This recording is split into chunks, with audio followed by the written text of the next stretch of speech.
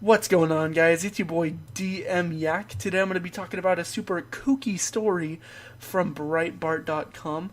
I absolutely love Breitbart.com, and you should go take a look at it whenever you can.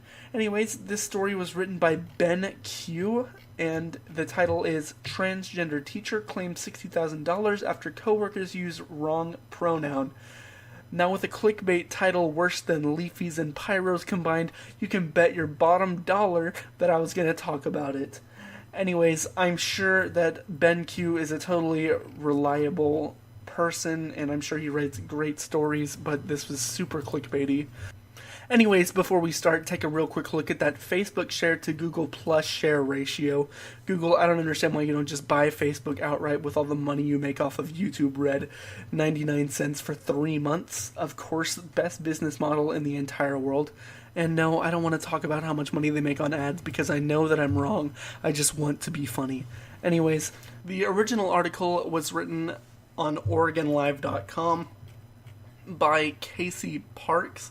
She is a writer for the Argonian from Elder Scrolls 4 Oblivion. But anyways, the article is about some teacher named Leo Soul. Leo is a transgender, not male, not female, but leaning more towards male, who teaches at an elementary school called Hall Elementary School. Terrible thing happened to her. She got cancer. She had to get a double mastectomy. And when she came back to school, she decided that she wanted to come out as trans to the rest of her school. She had already been talking to some of her students about different genders and not conforming to original genders, and had actually received grants to teach her students about different genders. And she'd also been teaching to her previous college about different genders and about being a transgendered person in the workforce. Now, the school claims that they had no idea that the teacher was transgendered. However, I think it's a little bit weird to say that, considering that she probably took a leave from work to talk at her previous university about being transgendered. And I would think if my employee talked to an entire university, I would want to know what they were talking about so that they would represent me well. Anyways, that's not the point that I was trying to make. The point that I want to talk about today is how she claimed that she was being harassed. And I decided to look up the legal definition of harassment in Oregon because that's where this crime allegedly took place. So anyways, as you can see here, it says OregonLaws.org. I don't know if it's real, but I would assume it was. Why would someone fake Oregon laws?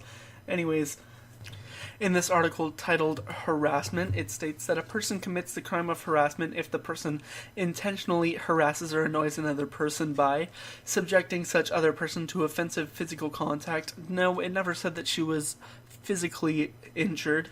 Publicly insulted such other person by abusive words or gestures in a manner intended and likely to provoke a violent response. This is the one I thought she was talking about, so this is the one that we're going to focus on. But anyways, C is distributing a visual recording as defined in ORS of the person engaged in sexually explicit conduct. It has nothing to do with sexually explicit conduct. So we want to focus on this section B right here, publicly insulting such other person by abusive words or gestures. So I thought that maybe she would make the case that they were being overly abusive. But I went back and read the article again, and I found this little tidbit. It is a direct quote from Soul, and it says, "I honestly don't think the district had any clue that all of this would happen. The frustrating part is I knew without a clear policy this would happen. I don't think it was malicious. I think it came from a lack of understanding." So she knew that the teachers and the people who were involved in this were not trying to be malicious. They just didn't understand. So I don't understand how she could claim that this was harassment.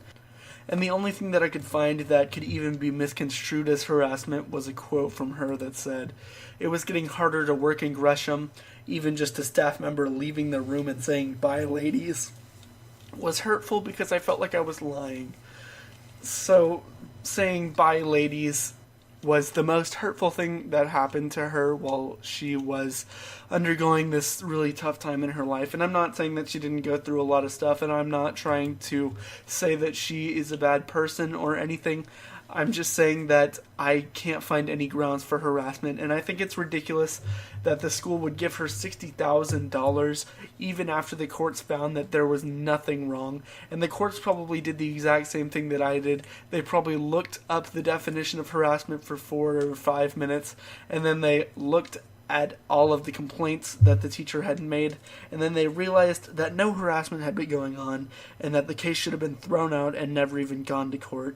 Now, the court case actually did end, but they wouldn't release anything that happened in the courtroom for fear that they would cause an uproar or something stupid.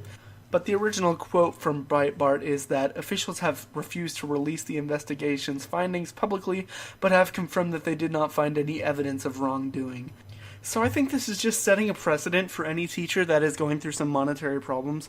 They just want to get rich quick scheme. They just have to say that they're transgendered, and boom, they'll get a check for $60,000 in the mail.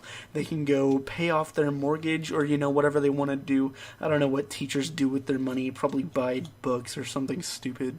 Anyways, guys, I hope you enjoyed this video. I certainly didn't. And leave a like in the comments, and leave a comment in the like bar, and go ahead and click on some of the links in the video and read some of the documentaries that I made about George W. Bush. Thanks, have a great day.